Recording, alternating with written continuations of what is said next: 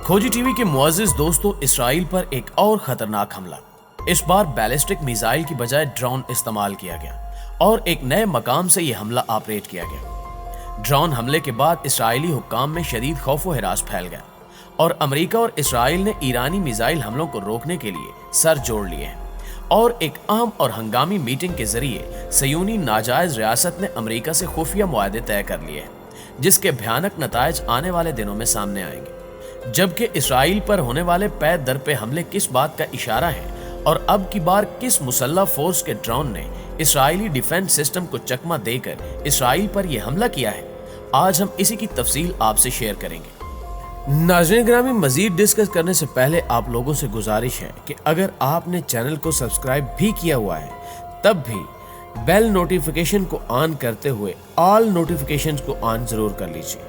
ताकि तमाम वीडियोस की नोटिफिकेशन आप तक बाकायदगी के साथ पहुंचती रहे। नाज़रीन ग्रामी, इसराइल पर खतरनाक मिसाइल हमलों में शिद्दत आने से इसराइल की सालमियत को शदीद खतरात लाक हो चुके हैं। इसराइल और ईरान की कशीदगी दीगर इलाकों तक फैल रही है और ऐसे ममालिक जिनको इसराइल ने गुज़श्ता एक अरसे में शदीद नुकसान पहुंचाया है, अब वो भी ईरान की तरह इसराइल के खिलाफ बड़ी कार्रवाइयां करने की जुर्रत करने लगे हैं। शामी सरजमीन को इस्तेमाल करते हुए ईरान ने जो हमले इसराइल पर किए, उन्होंने खित्ते की सियासत और सूरत हाल को यकसर तब्दील करके रख दिया है और इसराइल जिस खोखले दिफा के दावे कर रहा था उसका पर्दा चाक हो चुका है। इस अमल ने अमेरिका को भी नुकसान पहुंचाया, क्योंकि अमेरिका दुनिया भर में यह तशहीर करता आया है कि इसराइल ना सिर्फ इसका इत्तेहादी और दोस्त मुल्क है बल्कि इसराइल का दिफा नाकाबिले तस्खीर है। और यह भी कहा जाता है कि इसराइल में मौजूद तमाम एटमी वार हेड्स को अमरीकी दिफाई महकमे यानी पेंटागन ने डिजाइन किया है, जबकि इसराइली दिफाई निजाम में अमरीका का बड़ा अमल दखल पाया जाता है। मगर ईरान के एक और कारी वार ने इसराइल का गरूर खाक में मिलाकर रख दिया है और अब ये खबरें निकलकर सामने आ रही हैं कि इसराइल पर चारों सिमत से मिसाइल हमले हो रहे हैं। हाल ही में शाम के बाद गजा की पट्टी से हमास ने 36 रॉकेट्स इसराइल पर दागे थे।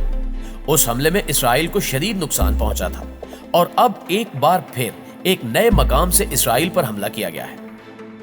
नाज़रीन ग्रामी, इसराइली मीडिया ने इस हमले की तस्दीक करते हुए दुनिया भर को बताया कि लबनान की सिमत से एक ड्रोन इसराइली डिफेंस सिस्टम को तोड़ता हुआ इसराइल में दाखिल हुआ और उस ड्रोन ने अपने हदफ के करीब पहुंचकर मिसाइल फायर किया, मगर उसका निशाना चूक गया और ये मिसाइल हदफ से चंद मीटर्स के फासले पर गिरकर तबाह हो गया। इस खबर के बाद आलमी दुनिया ये सवालात उठा रही है कि इसराइल का एयर डिफेंस सिस्टम क्या इतना कमजोर है कि इसे कोई भी मुल्क बाआसानी तोड़ सकता है, क्योंकि पहले ईरान और अब लबनान की डिफेंस टेक्नोलॉजी ने इसराइली दिफाई निजाम के परखचे उड़ा दिए हैं। इस हमले के बाद लबनान में मौजूद मुसल्लह जंगजू तंजीम हिजबुल्लाह ने हमले की जिम्मेदारी कबूल कर ली है। यानी वो इसराइल जो कल तक लबनान पर हमले कर रहा था, आज उसे लबनान की जानिब से शदीद हमलों का खतरा है और लबनान में मौजूद हिजबुल्लाह नामी मुसल्लह गिरोह यकीनन बड़ी प्लानिंग कर चुका है। और खबर यह भी है कि आने वाले दिनों में इसराइल पर इसी किस्म के मजीद हमले किए जाएंगे। यहां आपको यह भी बताते चलें कि ईरान की तरफ से हालिया मिसाइल हमलों के बाद इसराइल की नींदें हराम हो चुकी हैं, जिसके तोड़ के लिए अब इसराइल और अमेरिका ने सर जोड़ लिए हैं। व्हाइट हाउस के मुताबिक अमेरिकी और इसराइली एजेंसियों के बीच एक मुश्तरका वर्किंग ग्रुप तश्कील देने पर इत्तेफाक कर लिया गया है। इसका मकसद ईरान की जानिब से तैयार करदा उन ड्रोन तैयारों और गाइडेड मिसाइलों के बढ़ते हुए खतरे से निपटना है, जिससे इसराइल को बड़े खतरात लाक हैं। अमेरिका का यह ऐलान अमेरिका और इसराइल के वफूद के दरमियान एक खसूसी इजलास के बाद सामने आया। दोस्तों, तफसीलात के मुताबिक इसराइली सिफारत खाने में होने वाले इजलास में इसराइल की जानिब से इसराइली सफीर, कौमी सलामती के मुशीर और उनके नायब ने नुमाइंदगी की, जबकि अमेरिकी वफद में कौमी सलामती के मुशीर, मशरिक़ वुस्ता और शुमाली अफ्रीका के लिए फर्स्ट डायरेक्टर और ईरान के लिए अमेरिकी एलची शामिल थे, जिन्होंने इस बार नई हिकमत अमली बनाने पर इत्तेफाक किया है और इस मुमकिन खतरे से निपटने के लिए अमली इकदामात करने पर जोर दिया है, जिसके बाद इसराइल और अमेरिका में खुफिया मुआहदे भी तय पा चुके हैं, जो आने वाले दिनों में मशरिक़ वुस्ता के लिए संगीन खतरात जन्म दे सकते हैं। खास तौर पर ईरान इसराइल कशीदगी के हवाले से ये मुआहदे इंतहाई अहम है, जिसकी एक बड़ी वजह ईरान के जवाबी वार है। इस हवाले से गुज़श्ता रोज ये खबर भी सामने आई थी कि ईरान की मुसल्लह फौज के सरबराह मेजर जनरल मोहम्मद बाकरी ने कहा है کہ ہم اسرائیل سے بدلہ لیں گے اور شام پر ہونے والے حملے کے خلاف زبردست جواب دیا جائے گا، جس کے بعد امریکہ اور اسرائیل نے سر جوڑ لیے اور حکمت عملی طے کی جا رہی ہے کہ کیسے ایرانی میزائلوں کو روکنا ہے۔ ماہرین کے مطابق ایرانی خطرناک میزائل اور ڈرون پاور نے ایک عرصے سے یہود و نصارہ کے ایوانوں میں تہلکہ مچا رکھا ہے، اور یہی وجہ ہے کہ امریکہ اور اسرائیل سمیت تمام طاغوتی طاقتیں ایران سے نمٹنے کے لیے عالمی سطح پر تانے بانے بننے میں مصروف ہیں، اور اسرائیلی اور امریکی حکام کی حالیہ ملاقات اسی سلسلے کی ایک کڑی ہے۔ رپورٹ کے مطابق اس ملاقات میں امریکہ کی جانب سے اسرائیل کو ایرانی جوہری معاہدے سے متعلق ویانا میں جاری مذاکرات پر تفصیلی بریفنگ دی گئی، اور ایرانی جوہری پروگرام کے حوالے سے اسرائیل کے ساتھ وسیع سفارتکاری کی شدید خواہش کا اظہار کیا گیا۔ وائٹ ہاؤس سے جاری ہونے والے بیان میں تاکید کی گئی ہے کہ امریکہ اور اسرائیل ایران کی بڑھتی طاقت کو متفقہ طور پر خطے کے لیے شدید خطرہ سمجھتے ہیں، جبکہ جو بائیڈن کی امریکی حکومت اسرائیل کی مکمل حمایت اور اس کے دفاع کے حق پر تاکید کرتی ہے۔ معزز ناظرین گرامی، وائٹ ہاؤس نے اپنے بیان میں بتایا ہے کہ امریکہ اور اسرائیل نے ایران کی جانب سے تیار کردہ ڈرون طیاروں اور گائیڈڈ میزائلوں کے خطرے سے بچنے کے لیے مشترکہ ورکنگ گروپ کی تشکیل پر اتفاق کیا ہے۔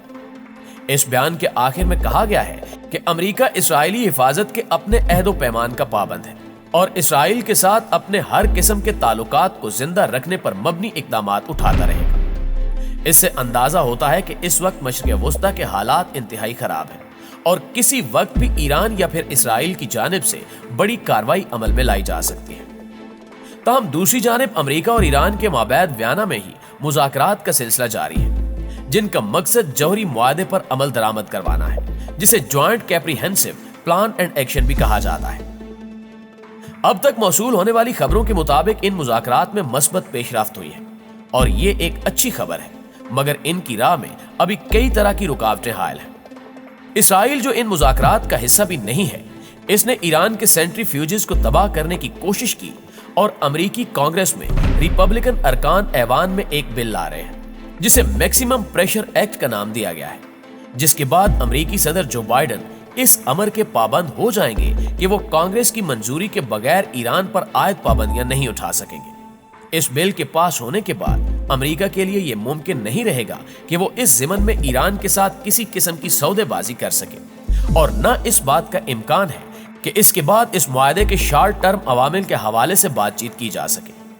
تاہم جو بائیڈن کوئی ایسا معاہدہ کر سکتے ہیں جسے انہیں صورتحال کو سنبھالا دینے کے لیے مناسب وقت بھی مل جائے گا۔ جی تو معزز دوستو، آپ کی رائے آج کی ویڈیو کے حوالے سے کیا کہتی ہے، کمنٹ کر کے ہمیں بھی ضرور بتائیے گا۔ ویڈیو اچھی لگے تو اسے لائک کرتے ہوئے اپنے دیگر دوستوں کے ساتھ بھی شیئر کر دیجیے۔ انشاءاللہ آپ سے ملاقات ہوتی ہے اگلی ویڈیو میں، تب تک اپنا اور اپنے پیاروں کا ڈھیر سارا خیال رکھیے گا۔ اللہ نگہبان۔